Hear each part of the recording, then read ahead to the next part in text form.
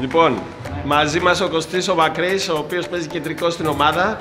Και σήμερα, Κωνσταντίνε, τα πράγματα εξελίχθηκαν γκρανινιόλ. Η άλλη ομάδα που περίμενε απ' έξω είπανε ότι δεν πρόκειται να μπουν ποτέ. Κάνανε προθέρμανση.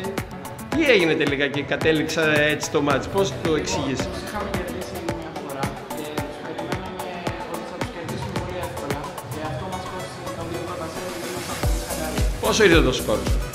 Στον πρώτο σετ πρέπει να ήμασταν 7-8 πόντους πίσω και στο δεύτερο 5 πόντους πίσω.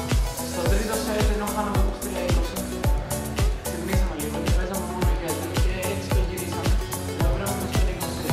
Μετά το χειράκι και το τέταρτο σετ ξεκίνησαμε καλά την αρχή, με σερβίς πήραμε στα πολύ διαφορά και κερδίσαμε πάλι.